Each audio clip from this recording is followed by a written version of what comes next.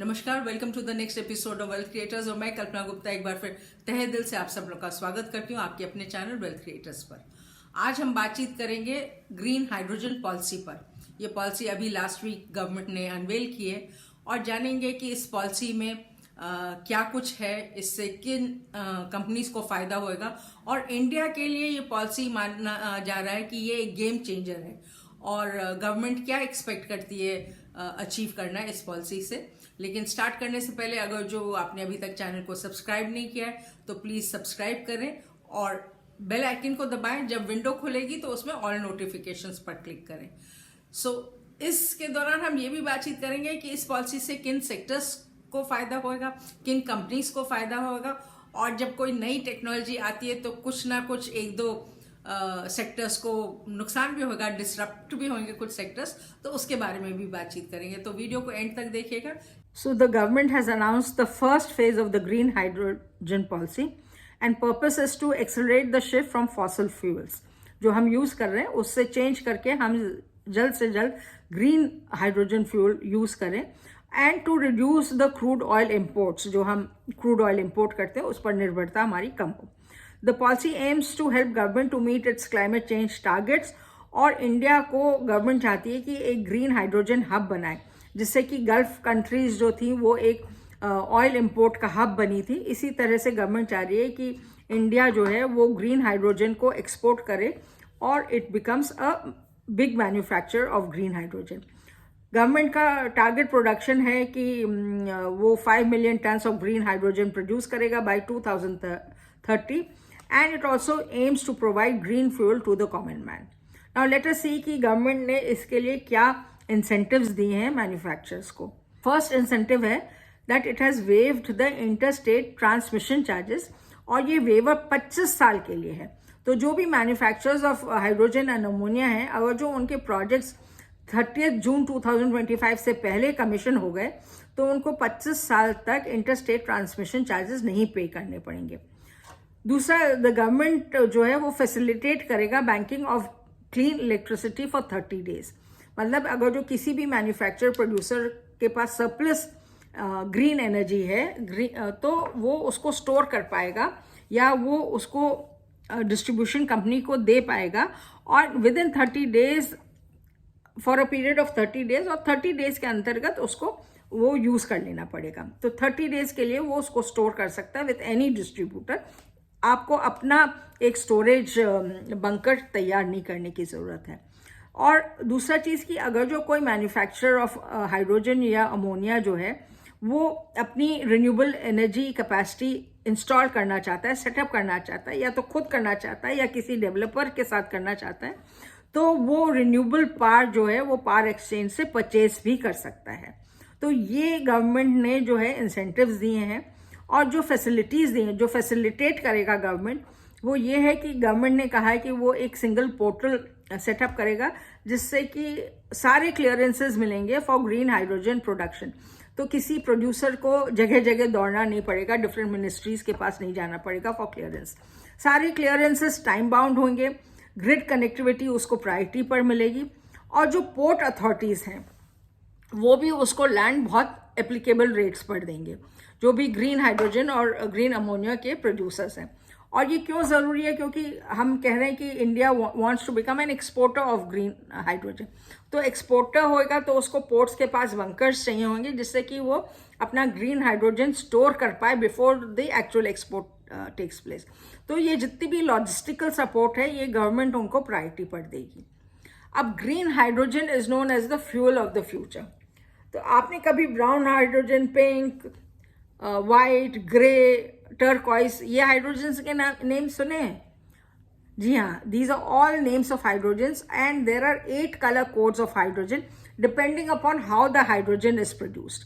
जितनी भी रिफाइनरीज हैं इंडिया में वो बेसिकली ग्रे हाइड्रोजन यूज करती थी और ये सारी रिफाइनरीज जो हैं, जो भी रिफाइनरीज हैं, they are going to gain a lot from this green hydrogen policy. अब हम जो फोकस इसमें करेंगे वो खाली ग्रीन हाइड्रोजन पर फोकस करेंगे, लेकिन ये खाली इंफॉर्मेशन के लिए मैंने जो है 8 कलर कोड्स यहाँ लिखे हैं। तो you can see brown hydrogen जो कि गैसिफिकेशन ऑफ ऑयल फ्यूल्स होता है, या वाइट, ब्लैक और ग्रे हाइड्रोजन जो कि सारे रिफाइनिंग ऑफ नेचुरल गैस से होती है, पिंक और red hydrogen, then blue hydrogen, yellow hydrogen, turquoise and green hydrogen. So green hydrogen is the cleanest form of hydrogen and there is absolutely zero carbon output in this. अब green hydrogen कैसे बनता है? तो green hydrogen बनाने के लिए आपको खाली 3 चीज़ों की ज़रूरत है। बहुत सिंपल प्रोसेस है। आपको पानी चाहिए, यू नीड वाटर, और वाटर का फॉर्मूला हमें मालूम है H2O होता है। आपको पानी चाहिए, इलेक्ट्रोलाइजर चाहिए और इलेक्ट्रिसिटी चाहिए। लेकिन इसमें जो इलेक्ट्रिसिटी आप यूज़ करेंगे ग्रीन हाइड्रोजन बनाने के लिए, वो भी रिन्यूएबल एनर्जी होनी चाहिए, मतलब कि सोलर या विंड पावर से आनी चाहिए। तो green hydrogen is produce by splitting water into hydrogen and oxygen by electrolysis और using electricity from renewable sources like wind और सोलर। हाइड्रोजन जब स्प्लिट हो जाता है वाटर, तो हाइड्रोजन जो निकलता है उसको इस्तेमाल कर लिया जाता है और ऑक्सीजन को एटमॉस्फेयर में रिलीज कर दिया जाता है। ब्लू हाइड्रोजन जो है वो नेचुरल गैस को स्प्लिट करने से होता है, उसमें हाइड्रोजन और CO2 बनता है। लेकिन ब्लू हाइड्रोजन में CO2 को कैप्चर कर लिया जाता है और स्टोर कर लिया जाता है। लेकिन जो ग्रे हाइड्रोजन होता है, जो रिफाइनरीज यूज करते हैं, उसमें भी सेम प्रोसेस होता है, लेकिन खाली उसमें फ़र्क ये है कि CO2 जो है वो एटमॉस्फेयर में रिलीज हो जाती है और CO2 का एटमॉस्फेयर में रिलीज होने के कारण जो है वो पॉल्यूशन ज़्यादा हो जाता है। Now coming to the companies which are into green hydrogen manufacturing, तो पब्लिक सेक्टर की हम 3 कंपनीज जो बहुत अच्छा काम कर रही हैं या बहुत आगे हैं, वो है GAIL, Indian Oil Corporation and NTPC। और 2 प्राइवेट सेक्टर कंपनीज जो है वो which are going to benefit is of course Reliance Industries and L&T। तो गेल जो है Gas Authority of India Limited, हमें मालूम है कि ये हम सबको कुकिंग गैस सप्लाई करता है and this plans to build the largest green hydrogen plant. उसने ऑलरेडी इनिशिएट कर लिया प्रोसेस इलेक्ट्रोलाइजर खरीदने के लिए और उसने कुछ साइट्स भी आइडेंटिफाई कर ली हैं अपना 10 मेगावाट प्लांट बनाने के लिए। और उसने एक टेक्नो कमर्शियल फीजिबिलिटी प्रोजेक्ट के लिए पायलट प्रोजेक्ट रन कर रहा है, जिसमें कि वो ब्लेंड कर रहा है hydrogen and city gas distribution network. और अगर जो ये उसका सक्सेसफुल हो जाता है तो India's journey towards hydrogen based and carbon neutral future बहुत जल्द अचीव हो जाएगा। अब इंडियन ऑयल कॉरपोरेशन जो है it plans to set up a 40 megawatt electrolyser at its Mathura refinery in Uttar Pradesh and 15 megawatt जो है वो पानीपत में करेगा। उसका टारगेट है कि वो 70,000 tonne 70,000 tonne of green hydrogen by 2030 manufacture करेगा। ग्रीन हाइड्रोजन जो है जैसे हमें मालूम है कि इलेक्ट्रोलिसिस के पर्पस के थ्रू बनेगा, लेकिन इसमें जो वो विंड पावर यूज करेगा वो अपने राजस्थान प्रोजेक्ट से लाएगा।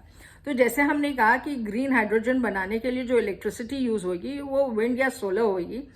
तो और जो हमने पहले बात की कि गवर्नमेंट ने कहा है कि inter state transmission charges wave करेंगे, तो जब ये विंड पावर राजस्थान से मथुरा लाएगा तो इसके कोई ट्रांसमिशन चार्जेस नहीं लगेंगे। दैट इज द बेनिफिट, क्योंकि नॉर्मली जो सोलर पैनल्स और विंड पैनल्स होंगे वो डिफरेंट बहुत दूर दूर लगे होते हैं, तो ट्रांसमिशन में कॉस्ट नहीं होगी।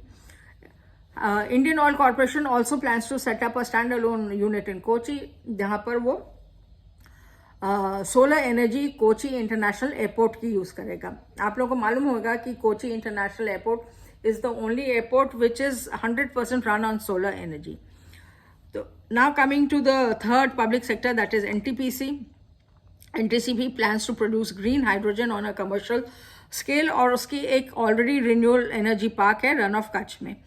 It is also starting manufacturing on a pilot basis at its Vindhyachal unit, और ये प्लान कर रहा है कि वो एक हाइड्रोजन फ्यूल स्टेशन जो है लेह लद्दाख में लगाएगा।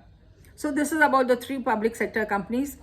अब प्राइवेट में L&T ने पार्टनर किया है एक नॉर्वे बेस्ड हाइड्रोजन प्रो के साथ for its electrolyzer technology. India में we as yet don't have the technology for manufacturing electrolyzers, so it is exploring the possibility of setting up an electrolyzer manufacturing unit. इसका एक green hydrogen plant भी हजारी में जो कि इस साल के एंड तक कंप्लीट हो जाएगा।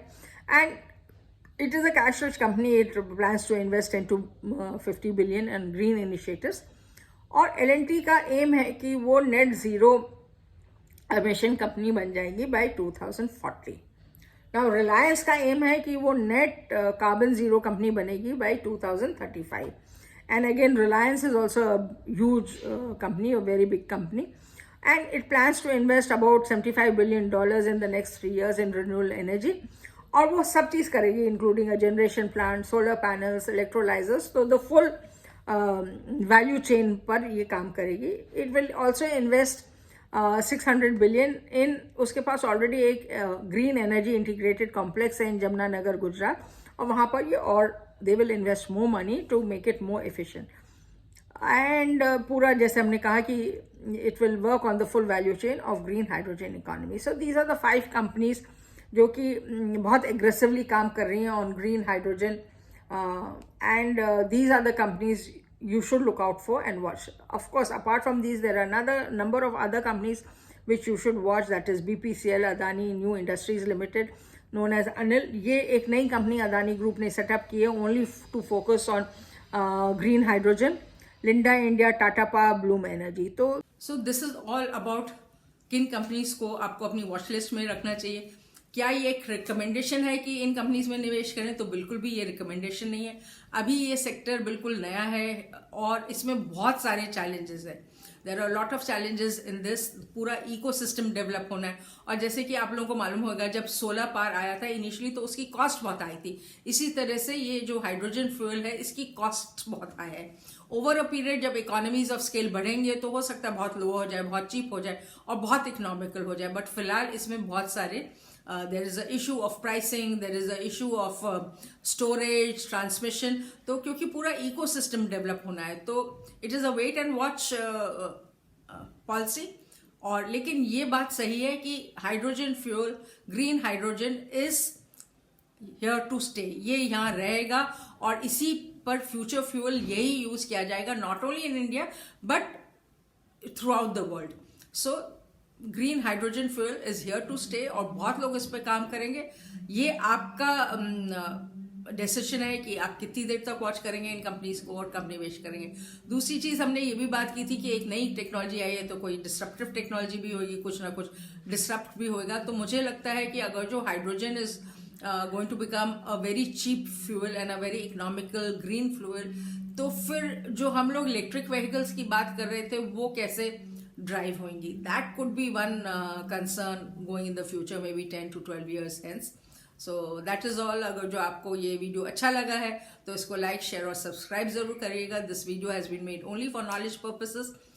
और take care of yourself. Look out for the next video. Thank you for watching it and see you soon.